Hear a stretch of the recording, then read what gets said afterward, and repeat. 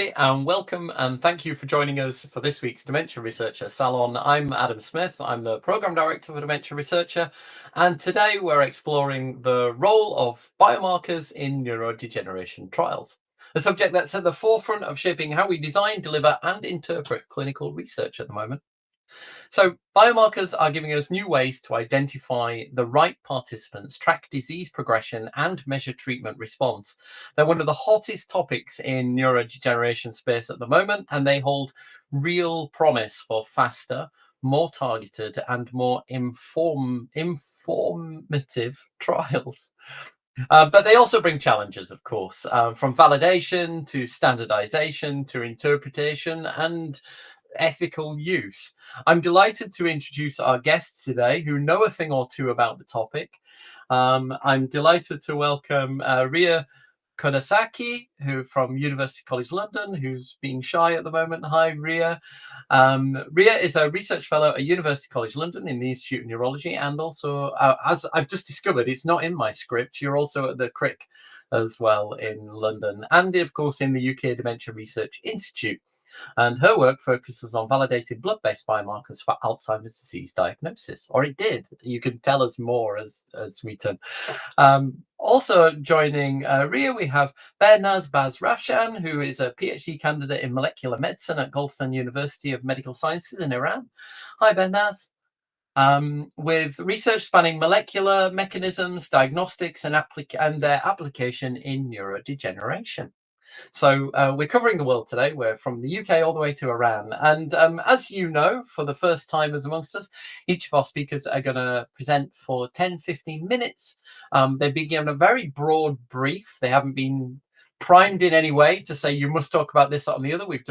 They've had the same kind of introduction as I've just given. So I'm very as interested in as you are to hear what they're going to present today. But each of them will present for 15 minutes, and then we'll have a chat. We'll open it up for your questions as well. And of course, given that this is the Salon, we'll invite you as well. If anybody has anything to contribute on this topic, if you're working in this space, you're welcome to join us on screen as well and share your own views or to raise your questions. And we'll have you on your way in about 55 minutes time. But for now, that's probably enough for me. Ria has kindly agreed to go first. So Ria, you are welcome to, I'll stick around while you share your screen. I know you're using slides. I am.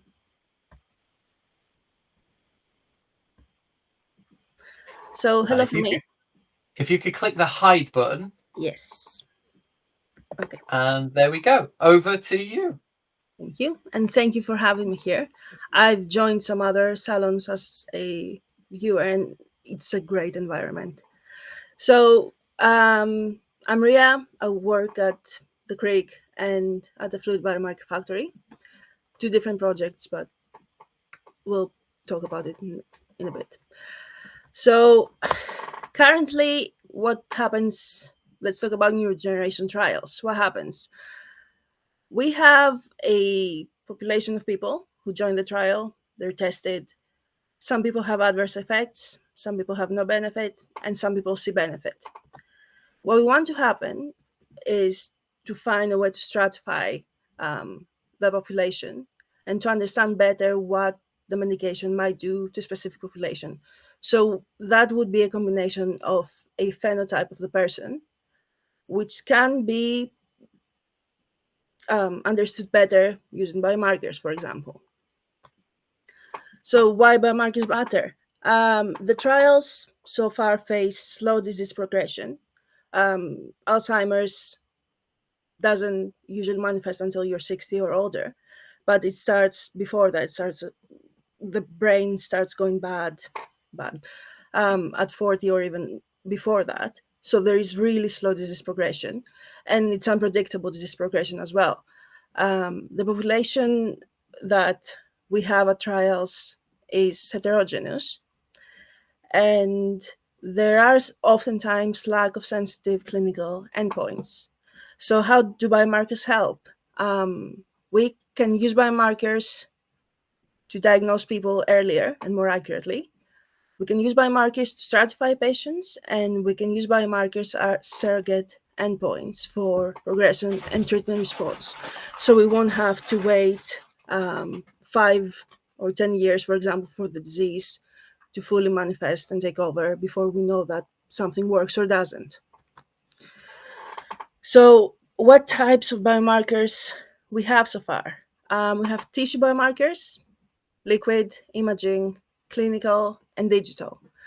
The most difficult for trials for CNS disorders are the histological and tissue ones because access to the brain is a bit difficult.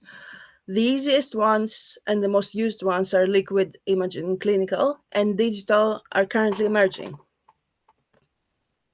So currently, for example, we have diagnostic biomarkers, which are the CSF, AB42, and p-tau in Alzheimer's. And we also have A beta and tau PET, and we have MRI.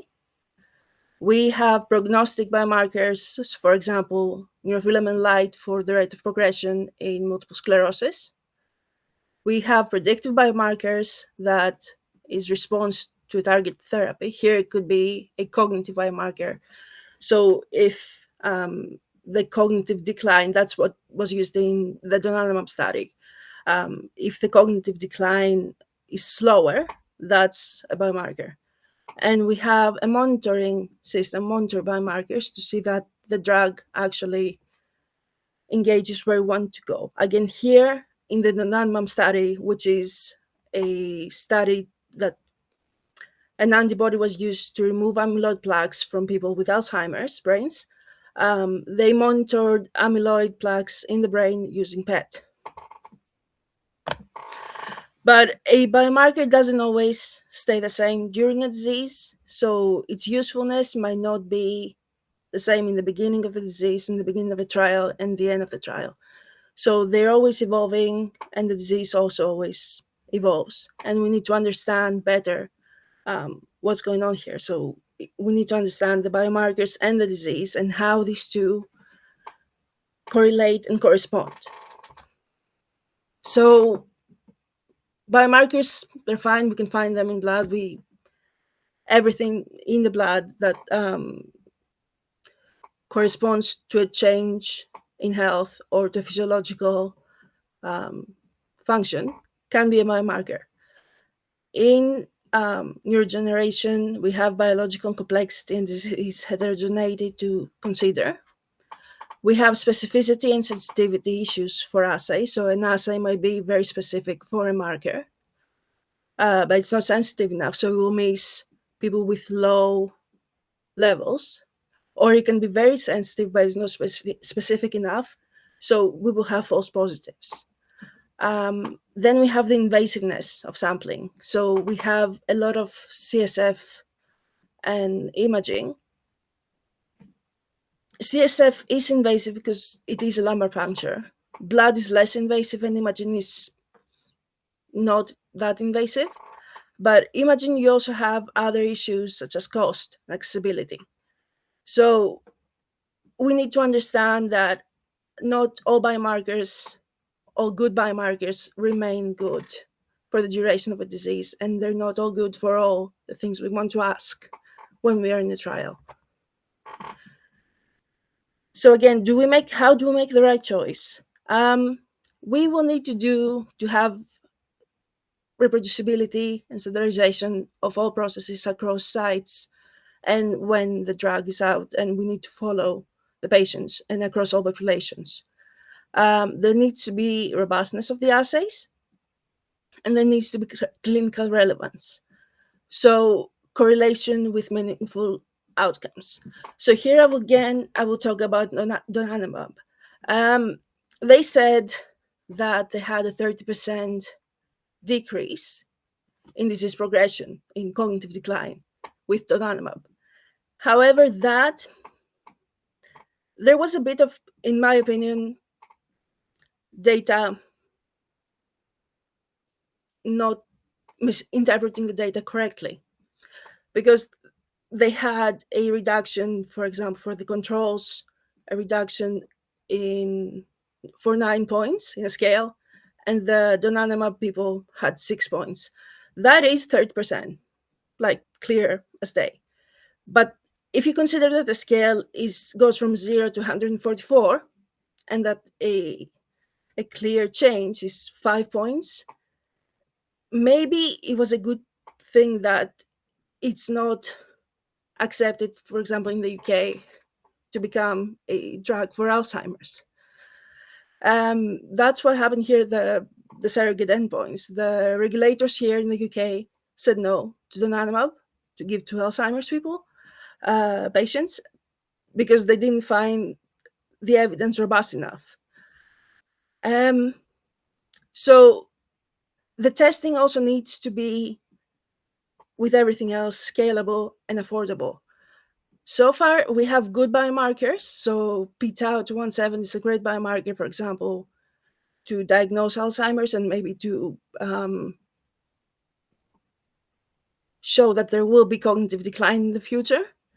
However, the machines used for p217, p-tau 217 detection are expensive, and the tests currently are expensive, and they are not widely available.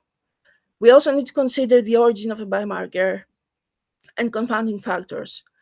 So 217, p-tau 217, is a great brain marker, works amazing in the CSF, which surrounds our brain. When we go to the blood, it's less specific, because other organs and other tissues produce the same protein under other conditions. So here the solutions are, for example, either finding isoforms that are specific, tissue specific. So we have the brain-derived p-tau, and we also have things like exosomes that originate from the brain that we can check and measure the biomarker of interest there. What can make good trial biomarkers? Biomarkers that can help us select or stratify patients, but we need to consider the disease and treatment. So what we expect the treatment to do, what disease the person has, or what combination of diseases they have. Regulation and operation, we need to have assay availability, sample handling protocols, standard protocols, quick turnaround time, low cost, and global standards for everything above. Statistics and machine learning, so AI, will help here a lot with biomarkers to make models to predict whether someone will develop something or whether someone will respond well to medication. We need to have equity, so we need to ensure access across all trial sites and across populations.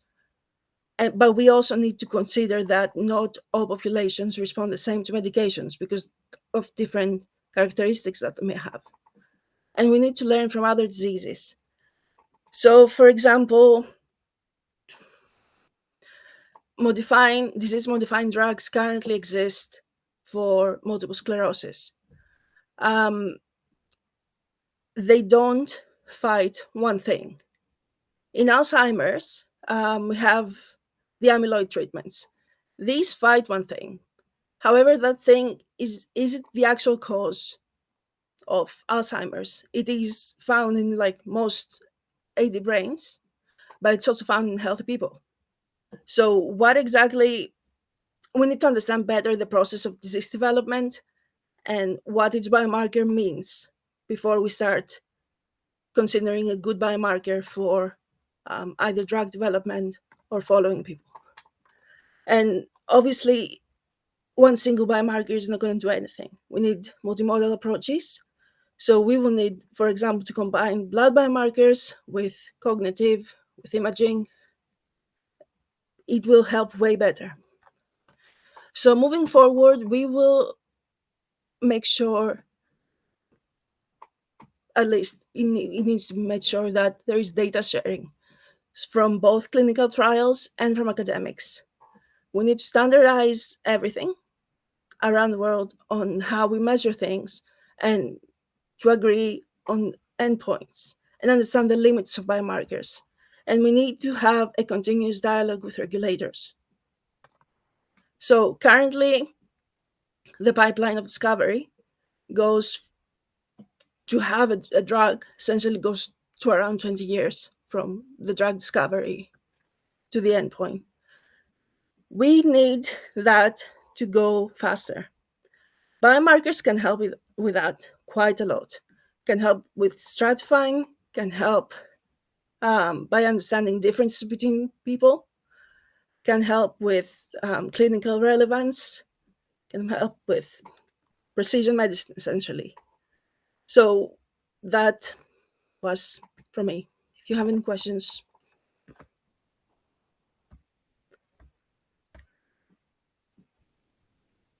Thank you very much, Ria. You can we've had a question, but also as well, it's kind of, I was going in the same direction with this question. So Prem, you and your question, you and I are of a like mind on this, which is the FDA and EMA recently have started accepting biomarkers as surrogate endpoints in some clinical trials, which has raised a few eyebrows elsewhere, because generally speaking, biomarkers can show Alzheimer's pathology, can't they, before symptoms, but diagnosis is still required there to be some kind of measurable cognitive decline or daily kind of loss of function. With an ACE of 90 intact with ADLs, you can't diagnose I mean, at the moment, the suggestion is you can't diagnose Alzheimer's on biomarkers alone. No. I was quickly trying to look up, because I know Alzheimer's Association just issued new guidance during AIC on this subject, because I think it's moving in the direction of diagnosing on biomarkers alone. Do you have a view on that? I do Is have a this view something on coming that. up in your space? So, as I said, amyloid can be found in healthy brains. I think in the last Salon, one of the speakers spoke about that even in healthy individuals, they still see amyloid in there. And that's why we need the cognitive testing as well. We cannot have a disease if it's only physiology that's affected. There needs to be a bad symptom. So I've seen Henrik Zetterberg, who we know is kind of probably one of about 5 of the most famous people in this space. I've seen him present on this a few times to say, never rely on blood biomarker alone as a form of diagnosis. In your opinion, what would, out of the emerging new biomarkers, what would complement blood the best? So, as I said, blood biomarkers can be unspecific. So, they can come from different origins. Amyloid, for example, if you have a lot of platelets, you will have a lot of amyloid because the platelets, they release amyloid. Muscles also release amyloid. So, we need specificity quite a bit here. The specificity can either come from brain derived or tissue derived biomarkers. There are some variants of biomarkers that are only found in the brain that we can detect in the blood. Or you can use other methods, which is one of my current projects, exosomes. So the cells in your brain can communicate by throwing little bubbles of membrane with messages. That's one of the theories for Parkinson's, for example, how it spreads is via exosomes. But those can go in the blood and you can measure them. You can identify them and you can measure what's inside them. So you can either have the origin always matters, so you can complement your biomarker, which in the brain is fine, you know what it does, by finding it in the blood, but you know it's the origin is brain. However, also to say here, the brain and the body are not that separated. So if something happens in the body, the brain is affected, and vice versa. Quite a bit. Yeah. I mean, I don't think we're anywhere close to being at a point where we wouldn't still rely upon that cognitive test of some kind, albeit we know that the cognitive tests we've been using for decades are full of flaws and problems and everything else. They're not culturally appropriate everywhere. They're not sensitive enough, but they're I say the best we've got at the moment. There's a lot of emerging improvements in that space coming through.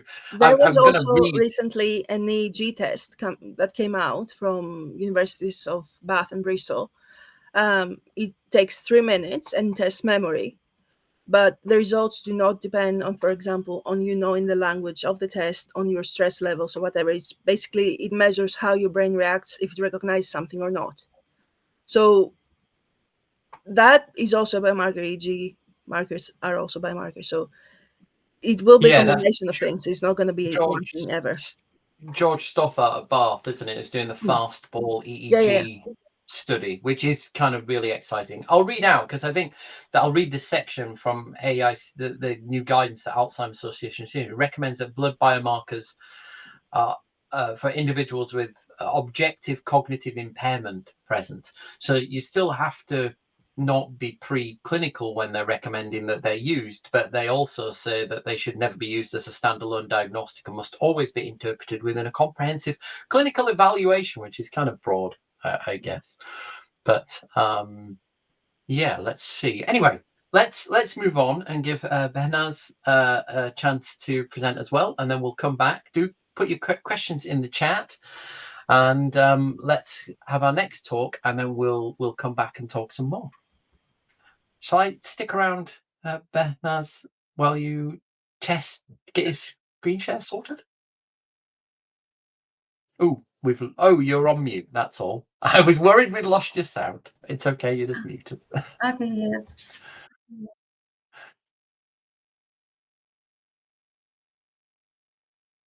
Here's another fun fact for you while we're just waiting. The average clinical trial costs in Alzheimer's disease can reach 400 million per trial with high failure rates, but they're confident that biomarkers are going to reduce these costs significantly and potentially reduce the required sample size by 30 to 40%.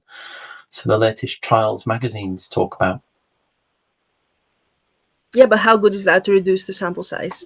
It's already, the selection criteria is really narrow, and they try to have that medication that worked in some of those people work for everyone. How, like, Well, that's the tricky thing, isn't it? I mean, if it reduces the cost and time and reduces screen fail rates, I guess is the one. But good if we're going down the route of personalized medicine to find exact participants. Okay, we can see your screen. We can see the bits down the side as well at the moment. If you can go into presenter mode, Yes. then I'll hand over to you, Behnaz. Yes, of course. Is it okay now? No, it's still the same. But don't worry, if not, we can cope with that. We can see your slides okay. Okay. Right, Okay. then over to you. Okay. I'm very happy. First of all, I'm very happy to be here with you tonight, and I want to thank you for giving me this opportunity. For me, neurodegenerative diseases like Parkinson and dementia or Alzheimer are not just a scientific topic. They are something deeply personal. My grandmother was first diagnosed with Parkinson's and later with dementia. Watching her go through that journey was very difficult for me, and it shaped my motivation to work in this field. I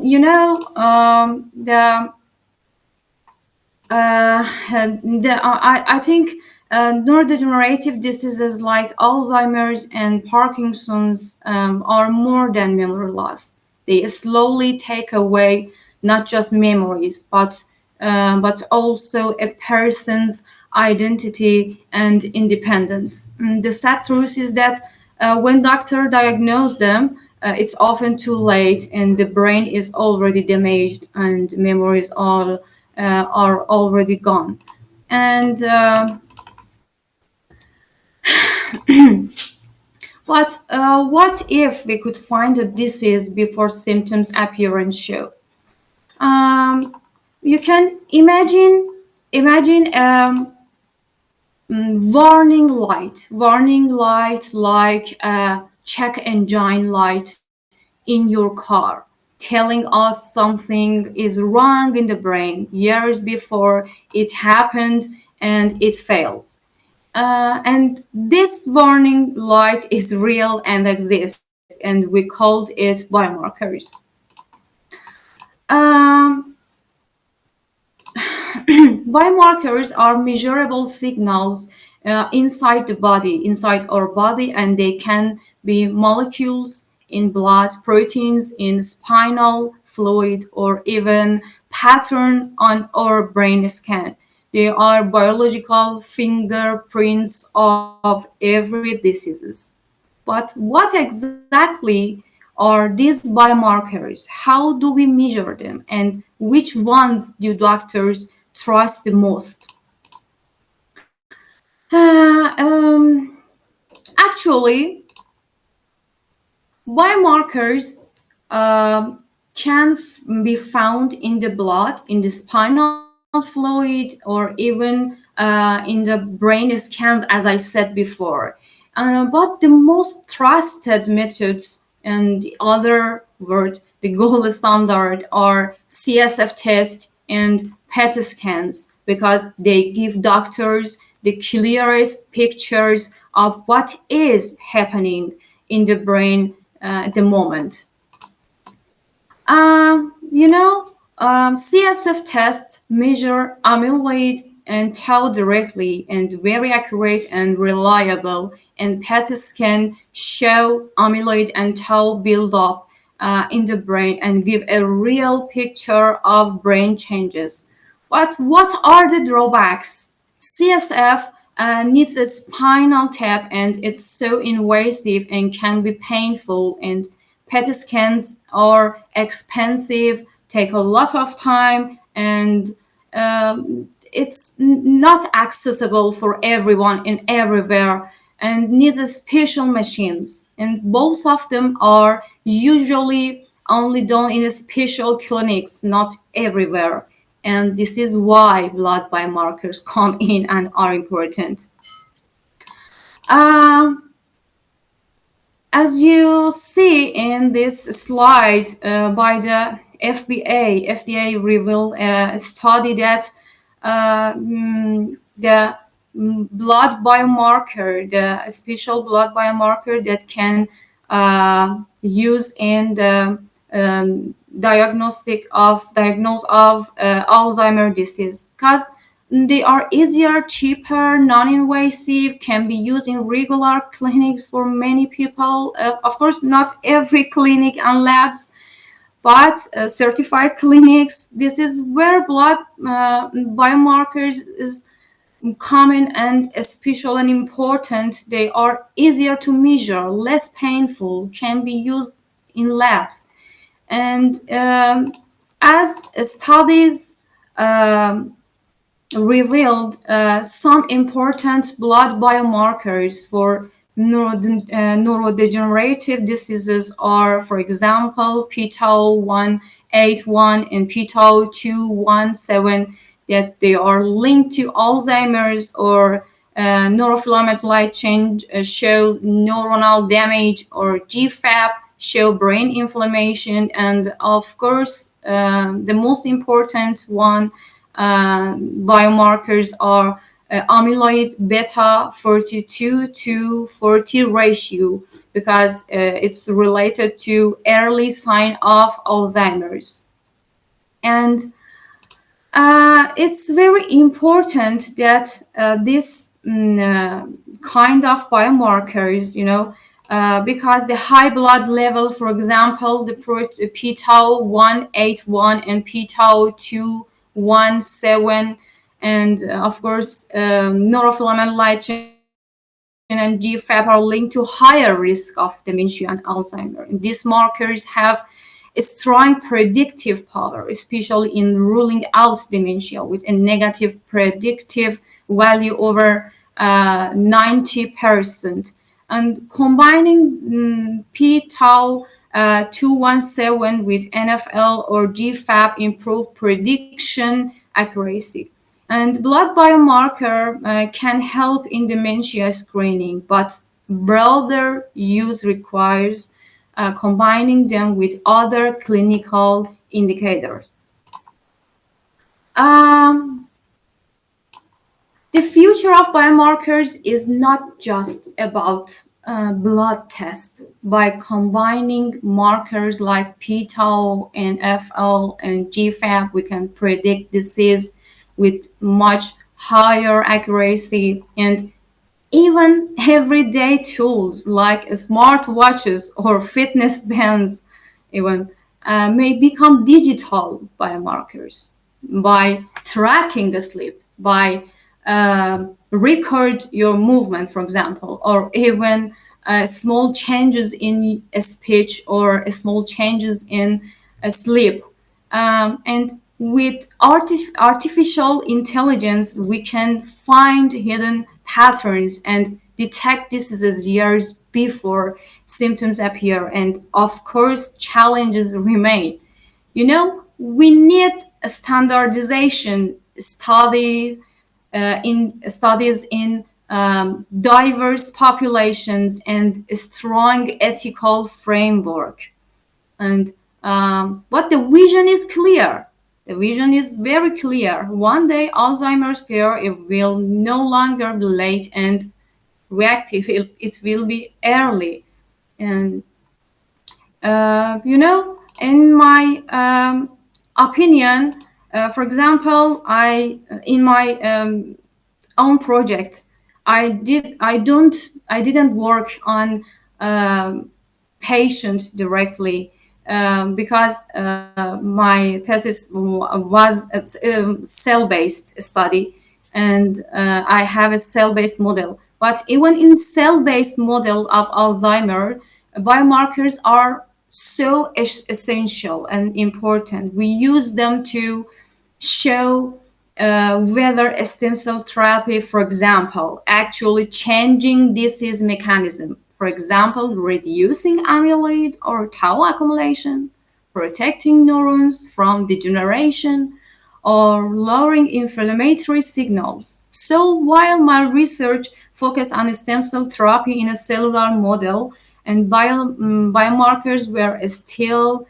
the main way to measure success. In other words, biomarkers and stem cell therapy go hand in hand. One as the potential treatment, the other as the evidence that it works. And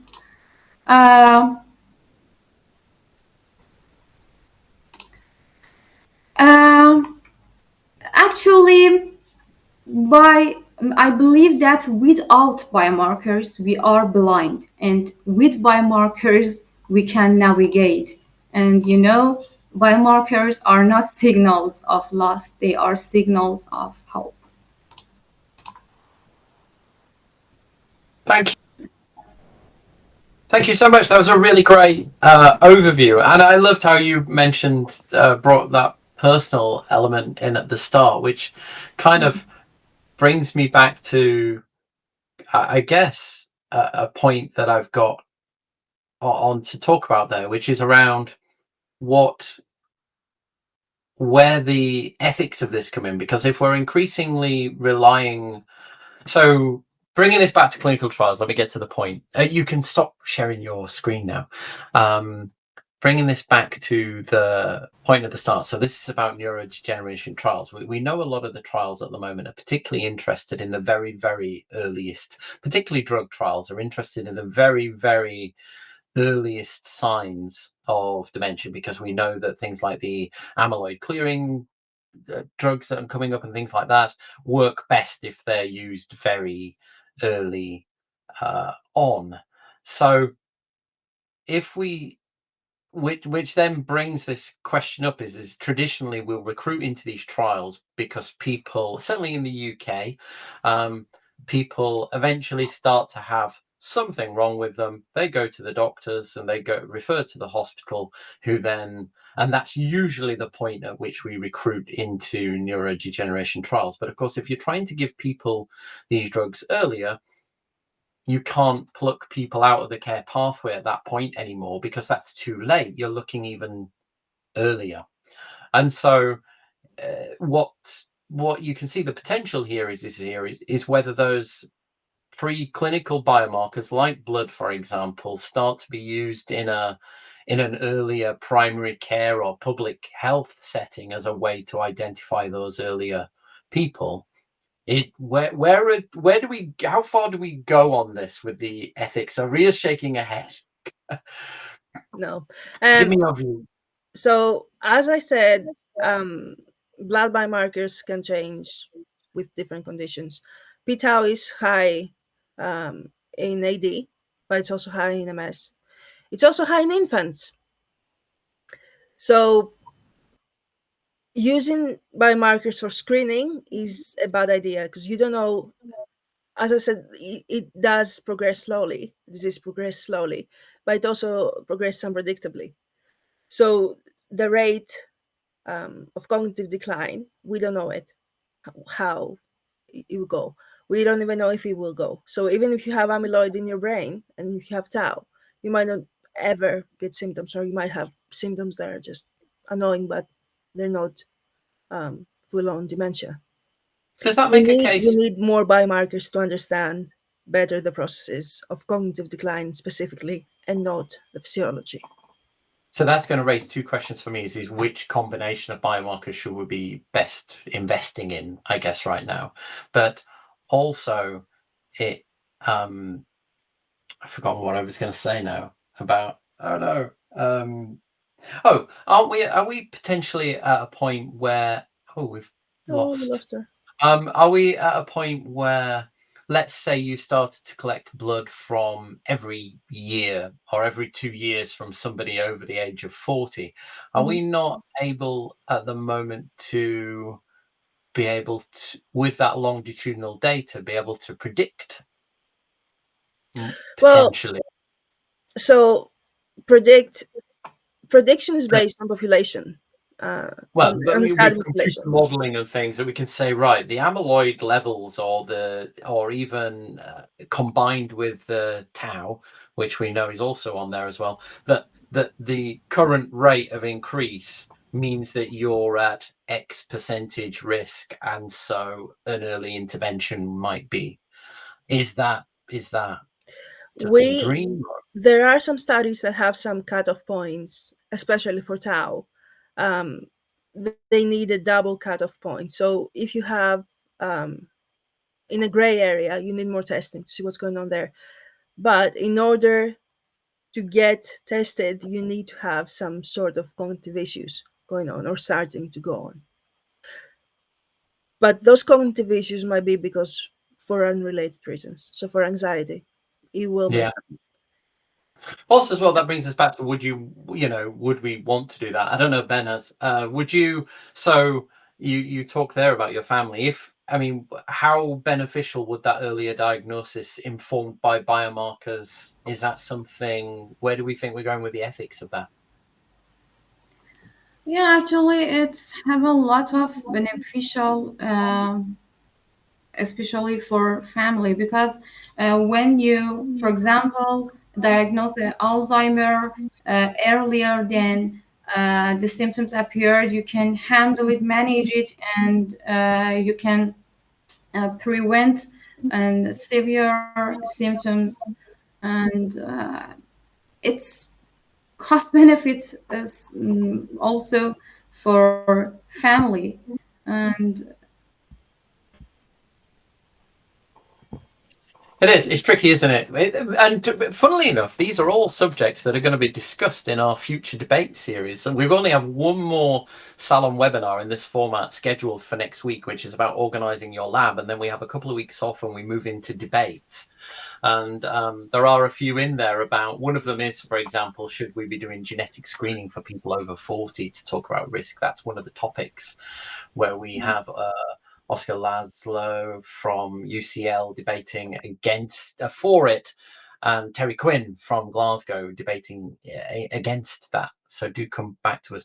We've got a couple of questions. Ying, you put your hand up. Let me know if you want. I don't want to kind of put you on the screen if that's not what you're after. But if you do, let me know and we'll bring you into the chat as well. We've had another question from Premises. Are there any biomarkers for alcohol-related dementias? As I find this group quite heterogeneous. Because saying it properly, and just wonder if there are any more neurocognitive phenotypes, Kraskov or alcohol hallucinations. I'm Ria. I don't know. Both of you might know that. The alcohol-related dementias because brain cells die. So those can be monitored with, for example, neurofilament. There have been studies that show again amyloid 42 and p-tau also are good markers. They're higher in people with alcohol, but there are no specific biomarkers currently, to my knowledge. No. Biomarkers are increasingly being looked at, though, for not just as a way to recruit into trials or to reinforce diagnosis on it, but also as well to subtype. So there's a lot of work going on in Cambridge looking at FTD biomarkers as things as well. Is that something, Behnaz, is that an area that is yours mostly focused on Alzheimer's, or are you across the board? At the moment, in our lab, we focused on the treatment of Alzheimer's cell model by exosomes and a stem cell from dental pulp stem cells. And now we are working hard, and it's an optimistic result but just they are just in labs at the moment and in vitro, and they needs a lot of study and needs a lot of group of study among the world because Alzheimer's, it's right that biomarkers are that CSF is gold standard and but the fact that it's a long way to reach the gold standard to diagnose Alzheimer and the gold standard even to treatment the Alzheimer, because it's a multifactorial disease and we don't know even the exact mechanism of this disease, and this is so complicated. I mean, the ultimate end goal of this has got to be to improve, because we know we've had podcasts on this before. I think we were talking about it recently, about the significant number of people that their diagnosis would change when you look at the post-mortem brain tissue, and that there's usually multiple things going on. It's very rarely just your bog standard Alzheimer's. There's multiple co-pathologies going on. So a biomarker is going to lead us down the route of, say, better, as Prem pointed out, better differentiating between different types, or are we going to find other,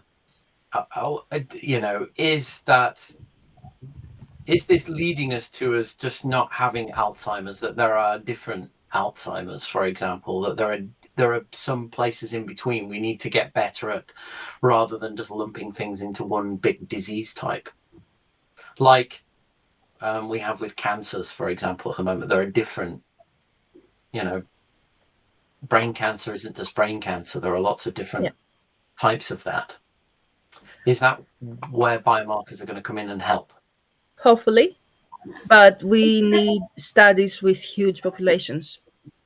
Yes, and studies that the criteria are also not that strict. So in most studies, you allow people with just one disorder, and even those, they might have a second undiagnosed. So for Parkinson's, for example, the primary issue is movements, and you might have a coexistence of Parkinson's and Alzheimer's in the same person. There has been a really interesting study like year ago, 2 years ago, that showed that people with MS, biomarker study, people with MS might be more resilient towards developing an Alzheimer's brain, against biomarker study. But there was a study just with cognitive assessment that showed the opposite. So yeah, it will be Yeah, confusing, and then we will find how to do it, and it will and help. I'm guessing that these biomarker studies suffer from the same problems that we've got. Where I can't remember what was last week's. We do so many of these. Well, last week's in so much as we just don't have enough diversity in the population of people that we've tested to be able to do that. Do you have any? But either of you have any thoughts on where our gaps are on Behnaz? Why do you come in? Where are our gaps on diversity in these to improve this validation?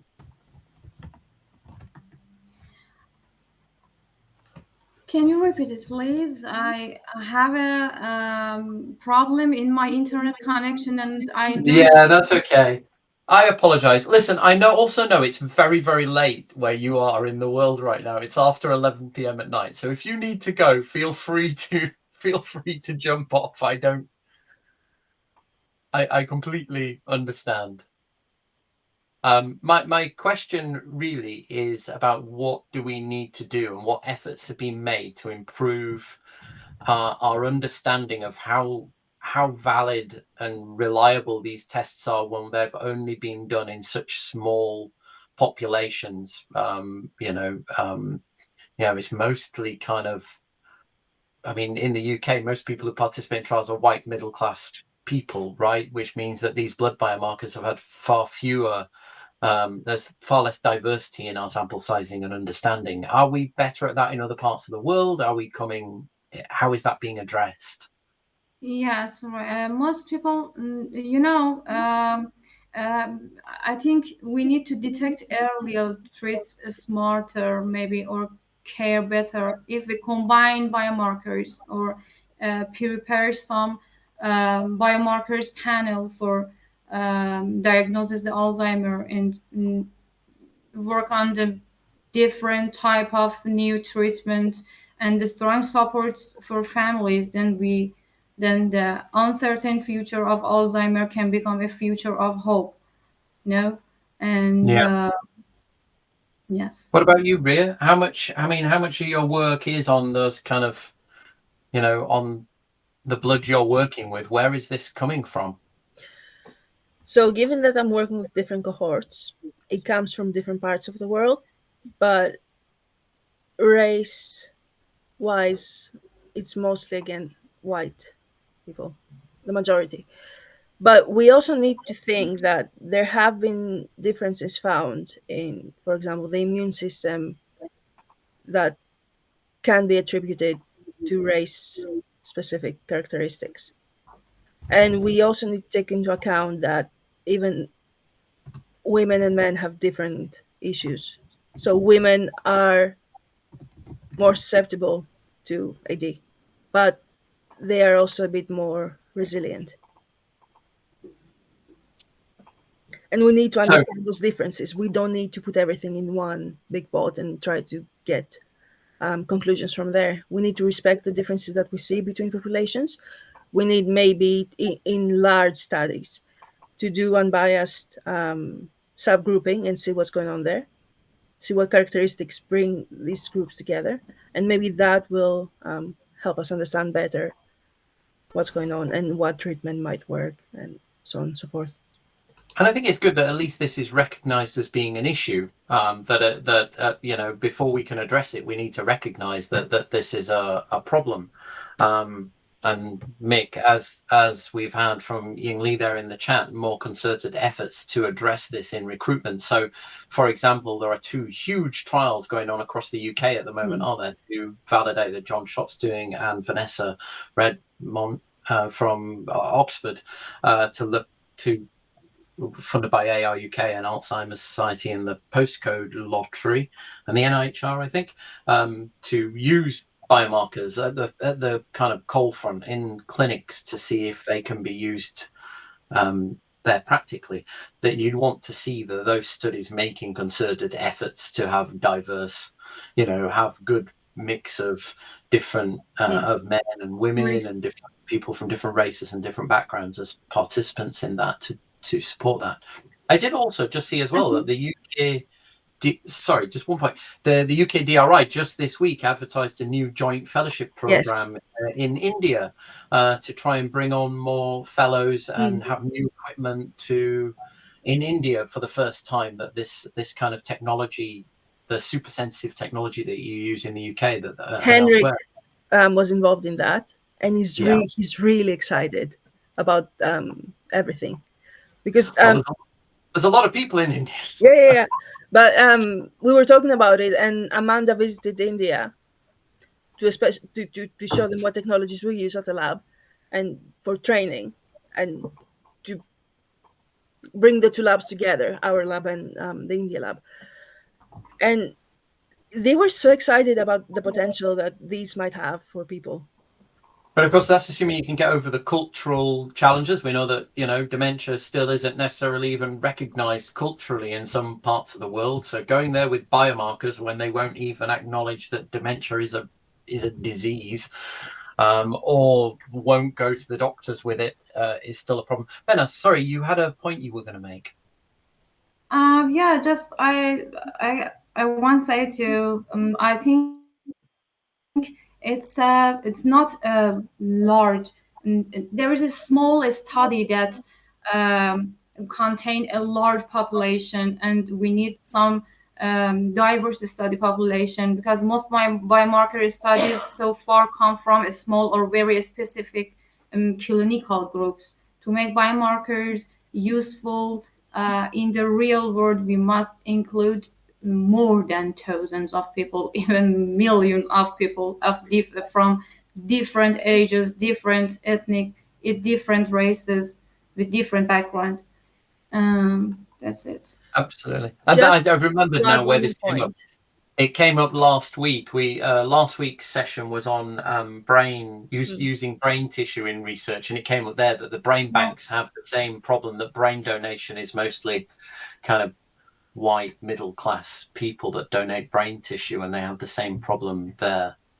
To add one more point here, accessibility, that is a serious issue that I kind of touched. We have the development of blood cards now for dementia. We do that, like Sophie from the lab does that, and obviously a lot of groups do it, and the Gothenburg Henrik's group does that. If that's validated, it takes a lot. It will make things a lot easier, because I think we spoke about that before. We did, and we had a fingerprint test. Our YouTube channel has a presentation from UCL from, I can't remember her name. She was, I think, a lab tech at the time. Sophie. And was it you? It was Sophie, I think. Sophie, but yeah, it was a lab tech at the time about the using blood spots on like blotting cards, which can then obviously have a longer survivability to get it rather than taking fluid in the same way. And I also think Lauren Barron from, she works on Huntington's disease. She has developed a system that's not dried blood spot, it's more liquid vials that patients can send in, again, finger prick. So there are ways to get people screened, even if they cannot go to the doctor that often.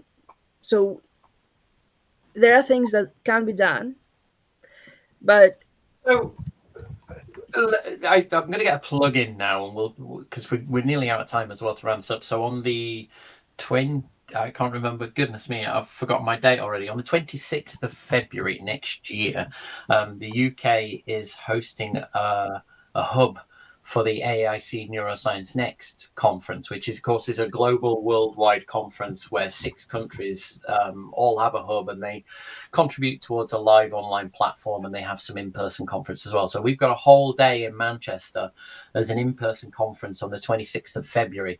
And we're looking at biomarkers across 5 domains. So neuroimaging, physiology, cognitive testing, fluid, and technology.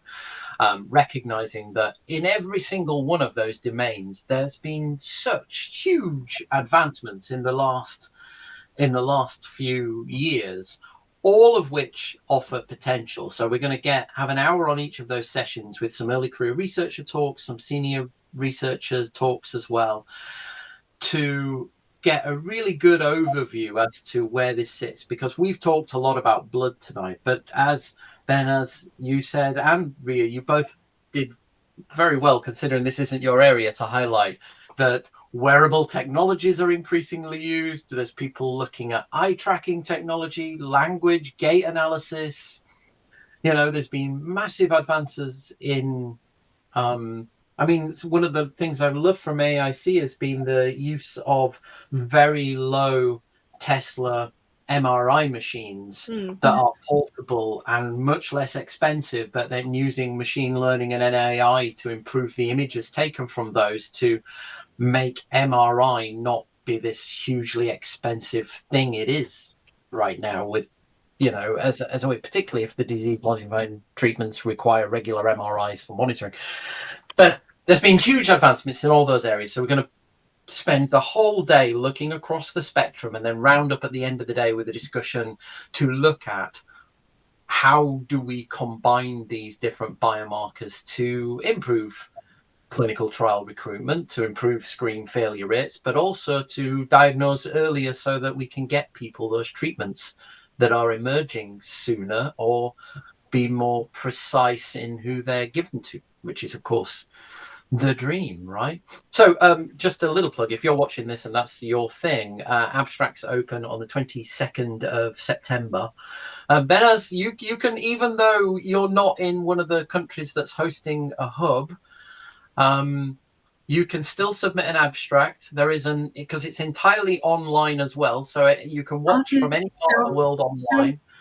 And the online portal, there are online posters. It's a great, if you're watching this in your early career research, it's a great first conference to put your abstract into. It's very early career researcher focused as well. I'd strongly encourage you, any of those domains, or even if you're not working on biomarkers, just some other area of neuroscience or even care research, you can put your abstract in. But the UK is going to focus on biomarkers.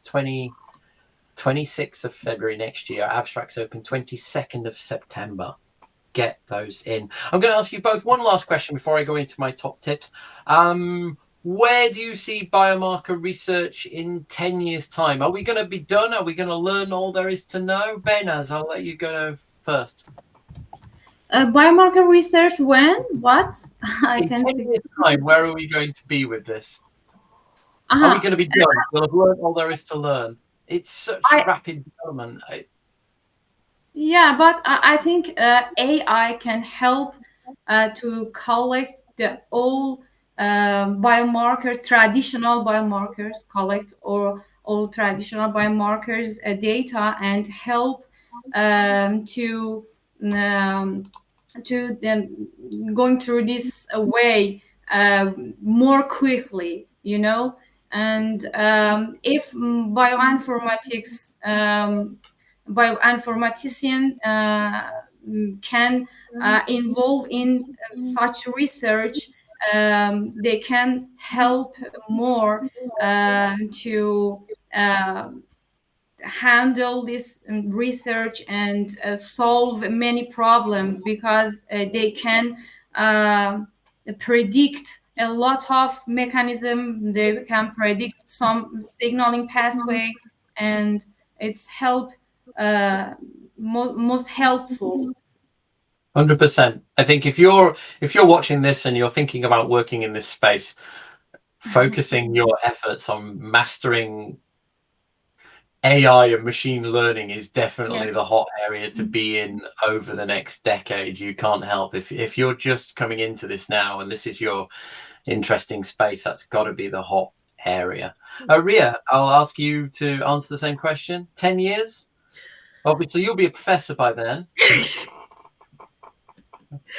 I really hope biomarkers will make a change by then in either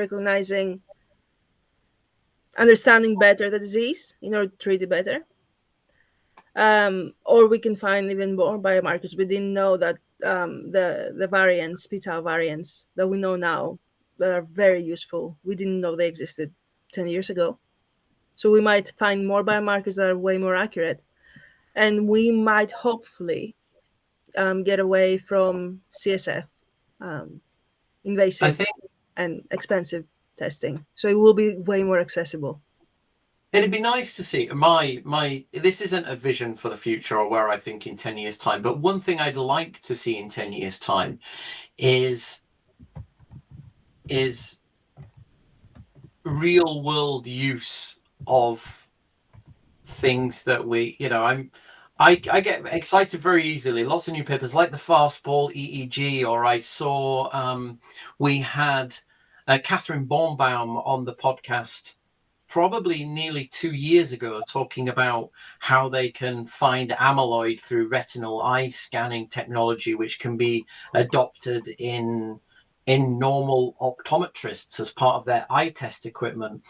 And I get really excited when you see these things and then you hear a big splash, it sounds great, and then nothing happens. It kind of goes quiet. And it's kind of, blood biomarkers is probably the one area where it's not gone away. It's been getting talked about for at least 10 years now, about how we're getting close. And this year, 10 years, I think, since my first AIC where I saw Henrik present on blood biomarkers, it's finally getting tested in the NHS. I'd love to see more of these other technologies getting that same focus and pre-will testing. Let's get some of these gait analysis and language things, let's get them into the real world and throw some real life people at them, in that, like smart studies do. Let's just rapidly test, try, if it doesn't work, move on, but actually put them in the real world to take them out of that controlled research environment that we have them in now. That's enough. We're already 5 minutes over time, and I'm still going to force you all, for those that are still with us, to stick through. So as you regular attendees will know, one thing we've done is we've trained a friendly AI on information just from the Dementia Researcher website. So the Dementia Researcher website has over 3,000 pages of content, and that includes podcast transcripts, webinar transcripts, articles, blogs from researchers, job descriptions, you name it. There's thousands and thousands of pages of supportive content for early career researchers. You should check it out, dementiaresearch.nhr.ac.uk. We've given an AI model just the content from our website, and every week I ask it to give us 10 top takeaways or top tips on the topic we're talking about. And then we test to see if our two speakers actually brought up the same thing. So let's see if the body of knowledge of our website is consistent. So number one, a strong biomarker must be specific, sensitive, reliable, and reproducible. I think you both said that. Number two, blood-based biomarkers are emerging as a less invasive and more scalable alternative to CSF and imaging. We know that. Using biomarkers can improve trial recruitment by identifying participants earlier and more accurately. That's been used. That's been the first use of blood, particularly. Validation across populations is crucial to ensuring biomarkers are globally relevant. Yes, we said that too. Number five, combining multiple biomarkers often provides a clearer picture rather than relying on one. We said that too. Goodness, we're good. Biomarkers have the potential to shorten and streamline trials, reducing costs and failure rates. Jury's out a little bit, I think, but it's definitely going that way. Number seven, regulatory agencies are beginning to accept biomarkers as endpoints, but standards are still evolving. Number eight, ethical issues remain, especially around risk disclosure and patient communication. That's a good one. You get told you've got amyloid, that, we need to get good at communicating and educating the public about what the result of a biomarker test actually means and what it doesn't mean, which I think is not easy even for experts to necessarily understand. Number 9, international collaboration is key for harmonizing methods and data. We're a great example of collaboration tonight. We've got Behnaz from Iran, we've got Ria from the UCL, and me also UCL. And we're bringing countries together on this same topic, and it shows that this isn't just something that the UK or the US is working on, it is really global. And the future of dementia research will likely see biomarkers integrated into both clinical practice and trial design, transforming the way we understand and treat neurodegeneration. There we go. It's midnight nearly. I think it's midnight in Iran. It's 9 p.m. in the UK. Thank you very much for joining us this week on the Dementia Researcher Salon. We'll be back next week with Kate Harris and somebody else from Dublin, who are going to talk about how to get your lab organized for maximum efficiency. This is going to be the very last of our Salon webinars in this format. We'll then be back after a couple of weeks break with our debates. And the first debate is, are mouse models still worth their effort? Or have we learned, are we beyond mouse models now? I think is the first one. The use of mouse models is our first topic. Thank you very much for joining us this evening. Have a great rest of the week, and we'll see you next week in the Salon. Take care. Thank you. Bye. Bye. Thank you. It was a pleasure to be here. Thank you. You were great. Thank you so much.